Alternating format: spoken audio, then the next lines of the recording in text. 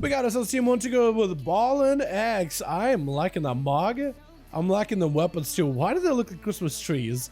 Man's got Christmas trees for weapons. We got ourselves Cecilina as a Shadow Priest. We got ourselves Danny as a Feral Druid. Almost got it wrong. We got ourselves Ori coming back in as a Boomkin Necrolord. And we got ourselves Whippy over in the back. I kind of like the mog.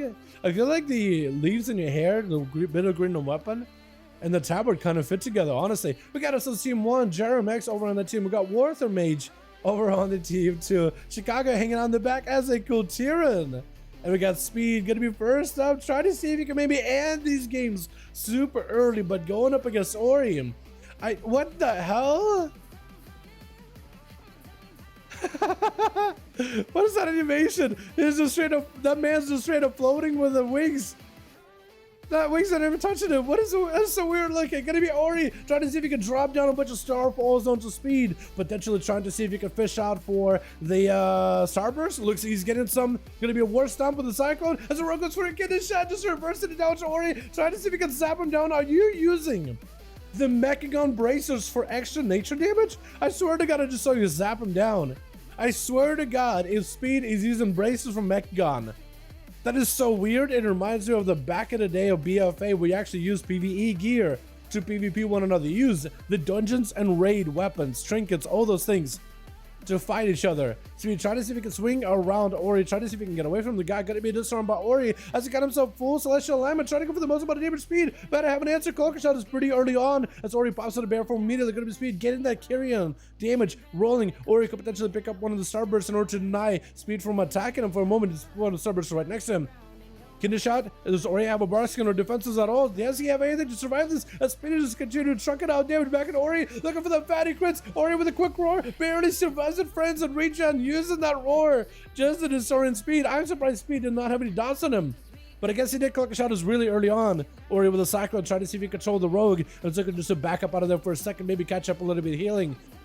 Get a shot onto Ori. Barkskin immediately trying to see if the Barkskin will be tough enough versus the blades of the rogue as he just continues to throwing down Ori to back-to-back stuns. Quick war stomp. Does he have the damage to follow? Disarm. The rogue is unable to really respond to Ori. And this is where the Druid is trying to take advantage of it. Big quick bear form, diving into the thick bear form with a free heal.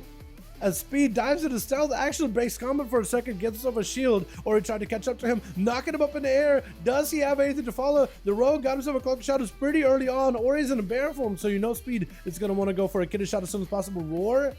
Does Ori have anything to follow him? Does he have dots? He needs to know that there's going to be a kidney shot coming up very, very soon. Immediate shot step by the rogue, but should have plenty of calm points. Disarm immediately as he tries to think maybe I could go for a stun. Speed is having to delay this a little bit. Get a shot immediately after, but it's going to be the weapons chasing after him, trying to do a little bit extra damage as he's dotted up. But it looks like the weapons don't keep him in combat. I guess the weapon effect is not like a runic weapon for Death Knight. It's just like it's like a dot. It just is a visual of a weapon like hitting ya. Speed is looking for yet another reset, trying to see if he can dive back into the stealth. Ori seeing this also going to dive back into stealth. I think maybe looking for repositioning, and maybe with a quicker flesh craft. As Speed trying to see if he can skulk around the corner, lets the flesh craft complete. But now Ori is kind of out in the open. Speed is building up comp points. He's got everything for this one. Bash. Speed is going to burn a trinket as he sees Ori around the bend. Word stop by Ori does land. Decides not to go for a cyclone in case the rogue was going to kick it. And the rogue has everything coming up. Actually, cloak, vanish, most like a shadow meld, even a blind. So actually, rogue is in a pretty good spot unless Ori can just rot him down really quickly. Rot him down a little, get him low, stun him, burst him down. I think that's the only way he really has I think that's the only chance he really has in dealing with the rogue.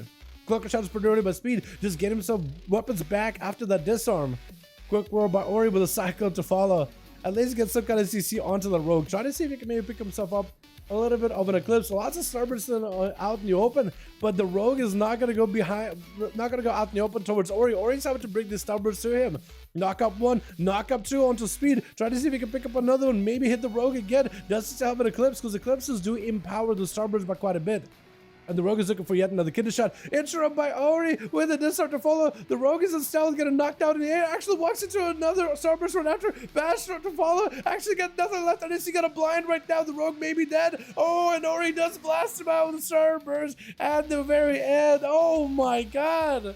Them starbursts. He just threw the rogue up in the air and juggled him there for a little bit. I am impressed with this man's juggling capability. Ori, and it's usually used as an insult, but he's literally a circus bear.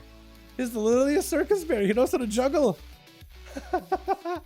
Except he doesn't juggle balls, he just juggles rogues. Oh my god.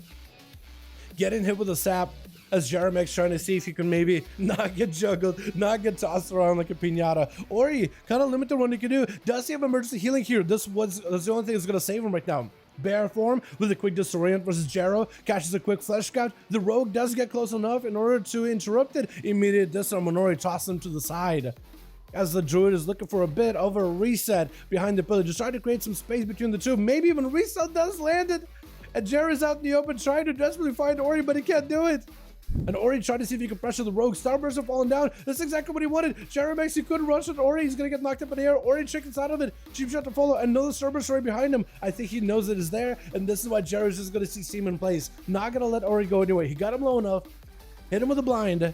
Now he can go for a triple sap. While Ori is out of form. Out of bear form specifically. And this is where maybe Jaromix, if he gets the crits he needs, he could potentially take Ori down. Ori needs immediate bear form. If he gets a gap in between of those CC, in between of those stuns, he may be okay. Big damage on the rogue. Ori does not get emergency healing. Definitely needs bear form as soon as possible. Oh, and Ori does hit with a bear form roar, but Jaro does end up taking him out. And Ori trying to see if he can just fight through Jaro with his final death throws, just popping off as much damage as he can. But Jaro isn't super concerned with it at all. Daniel is going to be up next, trying to see if he can swing around towards Jaro. Hits him with a quick rake, full blades before Jaro really gets to go behind the pillar. Mage to follow, doesn't even give him an opportunity to catch a sipping cup. Just made sure that those stuns are airtight between one and the other. And Worthless Mage is going to be up next, throwing down a frozen orb over towards Danny, who's still holding on to that berserk, still using it right now. Worthless seems to get himself quite a bit of damage. Ultra time, Mages did get buffed recently, but I don't really know how much damage you can really do against a feral druid that's a necrolord. But at least he got himself ultra time to reverse some of this damage back. So he may be kind of healthy. Has shields, dampening it kind of high though, 39%, so it's not going to make it that good for the mage whatsoever. Kyrian Spark to follow. Does he have the big burst? Does he have the big damage right here? Trying to see if he can make a play. Well, there's going to be Frostbolt to follow, back-to-back flurries. I think he was trying to make some damage happen, but Daniel did get behind the pillar just to get out of there as soon as possible. Worthless does try to go for a little bit of food. Quick, invis, but the swarm is on him. It's going to keep him out the open. The ice storm is going to make him immune to any stuns though, so that's perfect. As then he goes in for the rake opener, and that's most likely going to be an ice block out of the mage. There's no way, right? Yeah, maybe mages in Dragonflight may be able to do something more versus feral druids, but as of right now, there's only so much they can do. They're kind of limited on their tools. Even though Worthless is trying his hardest, he is struggling, but he's doing the very best he can. Playing Shimmer instead of a normal Blink, which I think as a Frost Mage you kind of have to, since you have to cast everything. But those dots and rots, and after using an ice block, everything is just going to melt you at that point. Chicago charging out next, trying to see if they can maybe take out Daniel. Daniel trying to see maybe if he can reverse it past Chicago, but the static totem is actually going to keep him in place. The static totem catches him as they knock him back into the static totem, forcing him to bounce with a quick sunder right after. Daniel's actually just getting CC quite a bit into a main mode to Chicago as the glowstones do dissipate. Chicago's going to take a bit of bleed damage. Is going to have to use that mana and Maelstrom in order to help recover. Daniel's kind of lowish on health, 48% dampening. It's going to be an opportunity for Chicago to push the offensive and maybe take this druid out. Potentially could get him out of the way. So at least denied any kind of healing. Another static totem. It's going to be a big bleeds out of Daniel. It's going to be Chicago trying to see if they can maybe use Sunder Wind to capacitor totem to maybe lock down the druid for long enough to take him out. Quick Chain Harvest. Got himself lots of healing, plenty of damage, but that was a wall out of Daniel, reducing and dampening quite a bit of that damage. Trying to deny Chicago any burst value. Chicago does have Ghost Tools coming back up very, very soon. Another maim by the Feral Druid, just trying to control Chicago as best as they can. Ghost Tools join in. That's going to be plenty of Maelstrom. All that healing is empowered. We're just going to help fight through the 55% dampener. Daniel with a quick roll onto these wolves, just trying to see if he can keep the Feral Spirits off of him. They're raptors, but I keep calling them wolves though.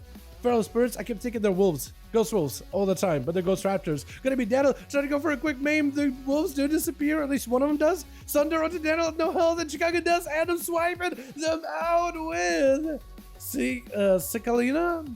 Cicilina? I don't even know how to say your name, but just gonna go for a full Void Eruption immediately. PI, everything. Got himself the Mages of the Dead. They're trying to get as aggressive as possible. Chicago diving behind the pillar, trying to create some cover. Does not want to fight the Mages and the Shadow Priest, but the Mages is doing work back there. That Mages is actually doing a decent amount of damage. Like, Chicago's kind of rotting. Cicilina does not have the mobility of an enhancement shaman, so I don't know how they're going to be able to catch up to them at all. Does want to keep Chicago out in the open. Going to be a capacitor totem for a second with a static totem on top of it. Stun to Cicilina as they go in for a disperse. They do play an Aegis Trinket though with, what is it? It's one of the other, well, not the Aegis Trinket, it's the Resolve Trinket, the one where you become immune to CC when you use it. Got himself mobility while casting, so that's going to be Megalomania. Well, after the Megalomania is over, their health is going to be brought to 30% health. Trying to go for... What kind of trinket is that? I don't ever see people play that ever. In the Season 3 or Season 4, is going to be Chicago zapping him down. What does that trinket do? Hold on, isn't that the one that like tries to take all the absorbs in front of you? And then, or absorbs around you? Consume the absorb effects? And then spits out like a... What is it called? A necrotic effect on people? Chicago getting blasted out by Balanox. He's gonna go for a trinket off of that capacitor. Keeping Chicago pinned in place with the Spear of Bastion. Chicago is gonna be able to break away from the Rampage Fury Warrior as they activate Reckless Abandon. Is gonna be able to trap her in place with the Static Totem as Chicago just looking to back up out of there, catch up a little bit of healing. The Fury Warrior wants to re-engage with you. The more they can get you in combat, the more healing they're going to get out of it. And also, the more prize they can get of Reckless Abandon just to drop you down. Chicago is trying to play up to their cooldowns the best they can. Quick charges around the corner. Balor is going to Chicago super low. In that Executor is trying to go for a bit of a cast, but no. Balor does end up taking him out. Oh my goodness. Bal with some damn. Chicago coming back in with 2. Ori juggling rogues around. I saw my man Seawork there for a second. But then he did. Hopefully we'll see Seawork in the next game, yeah? Maybe we can get him to go first so he doesn't have to play into dampening. Alrighty, boys. Let's get another one up and running, yeah? Another duel for the day.